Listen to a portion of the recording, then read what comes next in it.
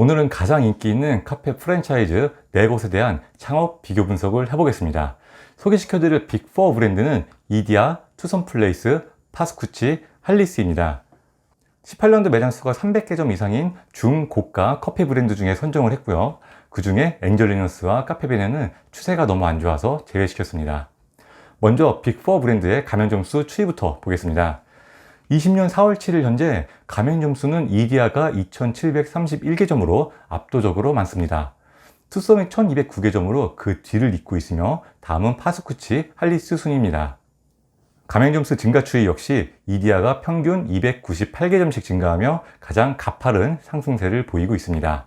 이디야는 기준 평수가 20평으로 다른 브랜드보다 훨씬 작기 때문에 가맹 점수 늘리기엔 가장 유리하겠죠.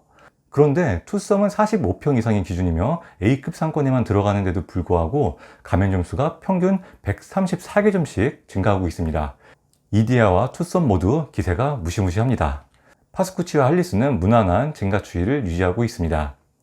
이디야는 현재 가맹 점수가 본사 홈페이지에 나와 있지 않아서 카카오맵에 등록된 매장 수 기준으로 추정했습니다. 이디야는 19년 말에 3,005점을 돌파했다는 보도가 나왔는데요. 가맹 점수가 3,000개점을 돌파했다는 의미가 아니고 개설된 가맹 점수가 3,005점을 넘었다는 의미입니다. 폐점된 매장 수는 반영하지 않은 거죠. 다음은 가맹 점수 대비 폐점률입니다. 이디야는 1%대의 완벽한 방어율을 보여주고 있습니다. 이디야 점주님들 얘기를 들어보면 대체적으로 본사에 대한 신뢰도가 높은 편이더라고요. 본사가 가맹점과 상생하는 모습을 보여준 사례도 몇 차례 있었는데요.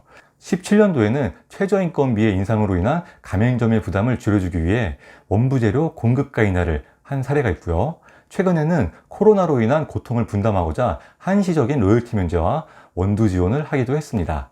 이어서 투썸 폐점률은 양호한 수준, 파스쿠치는 무난한 수준입니다. 하지만 할리스는 폐점률이 평균 10.1%로 좋지 않습니다. 폐점률 10%는 심각한 수치는 아니지만 운영에 불만족스러운 가맹점이 적지 않다는 증거입니다. 그나마 수치가 조금씩은 나아지고 있다는 게 위안이 되겠네요. 다음은 가맹점 월평균 매출 추이입니다. 5년간 평균으로 봤을 때 이디야가 1,900만원대로 현저히 낮고 투썸이 4,200만원대로 월등하게 높습니다. 파스쿠치와 할리스는 3,000만원대 초반입니다.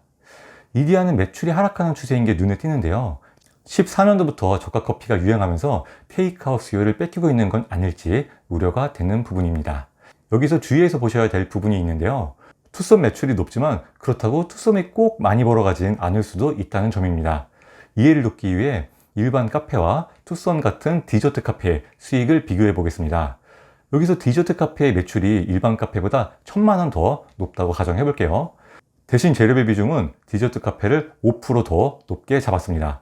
보통 디저트의 재료비 비중이 커피보다 더 높으니까요.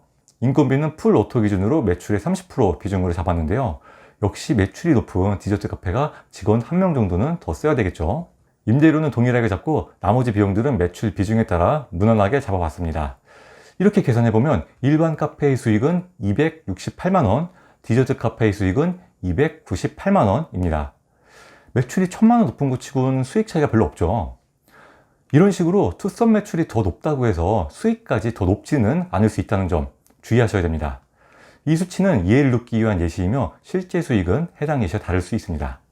다음으로 한 가지 더 주의해서 보셔야 될 점은 이디야 매출이 낮다고 해서 꼭 안 좋은 건 아니라는 점입니다. 이디야는 기준 평수가 20평으로 나머지보다 확연하게 작기 때문에 평당 매출을 봐야 됩니다. 보시는 것처럼 한 평당 매출은 이디야가 가장 높습니다. 이디야 커피가 상대적으로 저렴해서 테이크아웃에 유리하기 때문이죠.